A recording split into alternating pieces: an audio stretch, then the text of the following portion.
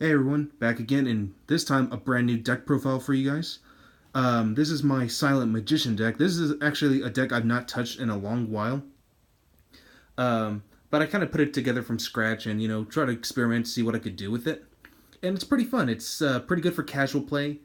I don't necessarily recommend it for competitive purposes, but if you're just looking for like casual play, then yeah, this is a good deck for you just because like it's pretty neat. And again, there's a lot of cool combos you can do with it. I mean, I do see some potential for it to become competitive, but for right now, it's just like it still doesn't have enough support for my taste to really put it in competitive use. But anyway, let's get right to it. So starting off, I have 3 copies of Silent Magician, just the one that is called Silent Magician. Um, Excellent card. She's basically Slifer the Sky Dragon in her own way.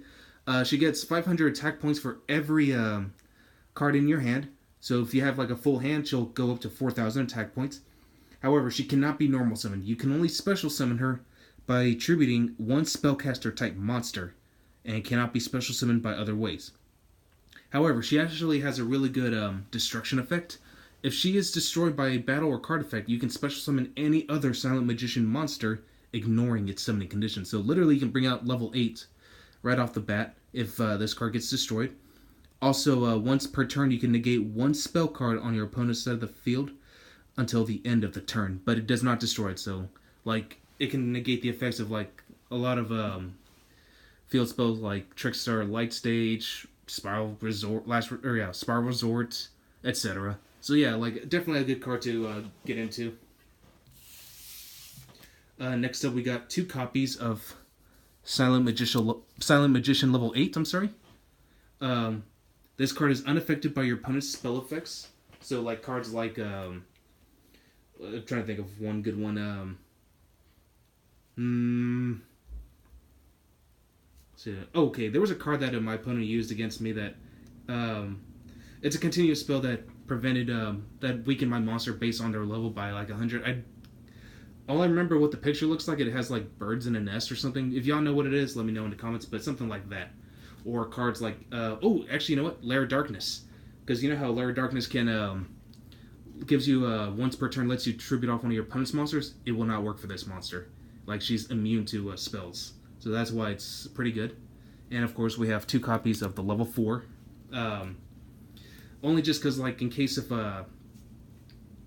I don't start out well, at least I can start building up my spell counters. But generally, it's just there just so I can tribute off with the one that's just called Silent Magician.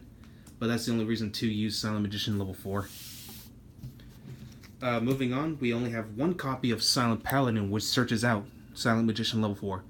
I only just use her just for the search if I really need to, but if I'm going to give her any protection, I usually just use like Claw of Heremos to bring out Time Magic Hammer. That way, if she engages in battle, I get to roll a 6-sided dice and, use the effects of Time Magic Hammer, which I'll get to later.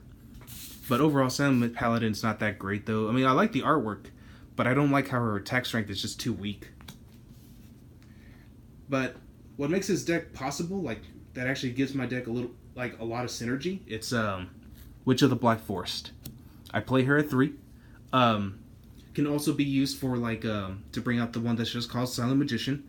But this card is great because if this card leaves the field, you can add one monster with 1,500 or less defense, and almost every monster in this deck has 1,500 or less defense to your hand. And of course, you can't activate those that card's effect on the same turn, but still, the fact that you can search out any other cards that you can make use of later on, that's why I run Witch of the Black Forest at 3. And again, she gives my deck a lot of synergy, so that's why it's important for me to play this at 3. Next up, we got 2 Summoner Monk. Of course, when this card is summoned, you get to or when this card is normal or flip summon, this card immediately goes into defense mode, and once per turn, you can discard one spell card, special summon one level 4 from your level 4 monster from your deck. But it cannot attack this turn. But it's a good way to search to quickly bring out your Witch of the Black Forest faster, and you can also do some rank 4 Xyz plays as well. Next up, we only got 1 copy of Mathematician. I don't really find him too needed. He's just there just to get a little extra draw power, especially kind of like Upstart Goblin. And of course, we have Spell Striker, which is a free summon, but I don't usually use him for that. I just use him for like my Claw of Heremos material. But he is searchable through Witch of the Black Forest, just because, why not? Now, this is a pretty good engine because, like, Kaijus are still pretty good, so this is my version of Kaiju. One sphere mode. And if I can manage to keep it on board until my turn starts, Winged Dragon Raw. Because this summons him ignoring the summoning conditions with 4,000 attack and defense points, so that's why I figured, okay, why not? I got plenty of room for Winged Dragon Raw. Let's play Winged Dragon of Raw. Alright. As for hand traps, we run 3 copies of Battle Fader. If your opponent declares a direct attack, you can special summon this card and immediately end the battle phase. So it's a good way to kind of annoy your opponents. And of course, since most of our monsters I notice are also light attribute, I run 2 copies of Honest. Alright, so moving on, we have to our spells already, actually. We have 3 copies of Secret Village of Spellcasters. I know Altergeist players are using this quite a lot. As long as you control a Spellcaster type monster, your opponent cannot activate spell cards, and if you control no Spellcaster, you can't activate spell cards. But every monster, if not all of them, are all Spellcasters. Yeah, it really would not hurt your deck at all, so that's why Secret Village is perfect. And of course, to get it out faster, we run 3 copies of Terraforming. I figured, why not? Now, this card is really good because it cannot be, like, both the activation and the effects cannot be negated. So cards like Imperial Order, let's see here. Yeah, Imperial Order, what other card can stop spells entirely, or Prohibition won't even stop this, actually, but I'm pretty sure, but yeah. The card literally says that the activation and the effects cannot be negated, so it's... Oh, actually, you know what? Infinite and Permanence can't stop this. It's Silent Burning. Basically, what this card does is that if you control Silent Magician and you have more cards in your hand than your opponent does, so even if you only have 1 card left in your hand and you play this, both you and your opponent get to draw until you both have 6 cards in your hand. And this would really skyrocket your Silent Magician's attack strength, but it is risky because you're also giving your opponent a chance to replenish his entire hand, so that's the only disadvantage with the card. But you can activate this any time during the battle phase, as it mentioned, so it can only be can only be activated during battle phase. But it also helps you too, because you get to replenish your hand and plus strengthen your Silent Magician. And also you can banish this card from your graveyard and add 1 Silent Magician monster from your deck to your hand. So Silent Burning has its own merits, but it's also got a weakness, again, the fact that you're giving your opponent an advantage. So just be careful on how to properly use this card. I use this quite a lot in Duel Links too, because it can help you deck out your opponent a lot. So like that's also one of the best strengths about Silent Burning.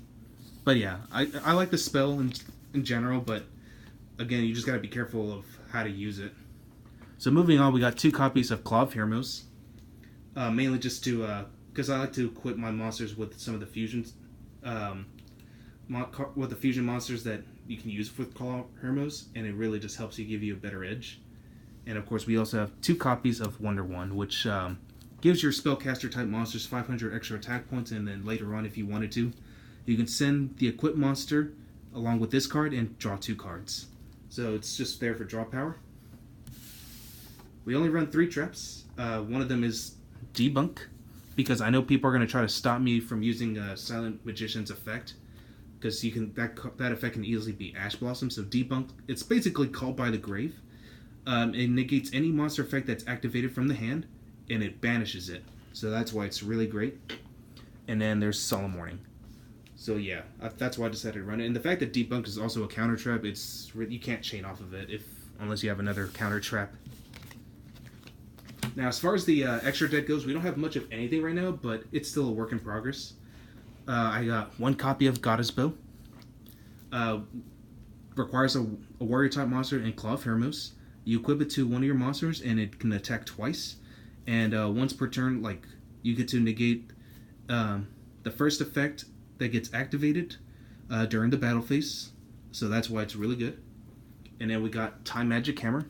Whenever your monster engages in battle, you roll a 6-sided dice, and you get to banish the monster you're battling for that many number of turns based on what the dice lands on. So that's why it's pretty decent. As I mentioned, you do a lot of Xyz plays in this deck, so we also have number 59, Crooked Cook. It's unaffected by card effects as long as you control no other cards. And once per turn during either player's turn, you can detach one Xyz material, destroy as many cards you control as possible, then this card gains 300 attack points until the end of the turn. For each monster destroyed by this card's effect... Oh, okay, so it's for each monster that gets destroyed by this card's effect. So I kind of missed that little detail, but yeah, there it is. Next we got Photon... I can't really pronounce that second name, I'm sorry. But once per... This is basically enemy controller, but it forces your opponent's monsters to go from defense to attack mode. And it loses 600 attack points on the monster you targeted, so it's pretty decent just to weaken your opponent's monsters. Next we got number 57, Tri-Head Dust Dragon. This card is pretty cool, actually. I like the artwork behind it. But when this card is special summoned, you can target one monster your opponent controls. This card gains attack equal to that monster's current attack. If your opponent controls more cards than you do, you can detach one Xyz material from this card, then choose one unused monster, spell, or trap card zone. While this card is face up on the field, that zone cannot be used. So it's kind of like a Nojama lockdown. Next we got Maestroke, which I believe he bounces monsters. Yeah, okay, so once per turn you can detach one Xyz material, target one attack position monster your opponent controls, change it to face down defense, and, well, let's see, the second effect doesn't really apply because it only works on other Djinn monsters, but not bad. And then we got Black Ship of Corn, which inflicts 1,000 points of damage to your opponent once per turn, I believe. Yep. And then we got Performance Trapeze Magician. Everyone should know what this does. But essentially, if your opponent has a monster that's weaker than him, you take no damage whatsoever. So that's why Trapeze Magician was a must for this. And plus, again, requires level 4 spellcasters, I'm sorry. So, and everything in this deck is spellcasters. So, anyway, that's all I got for you guys for today. And hopefully y'all enjoyed this video. And I'll catch y'all again next time.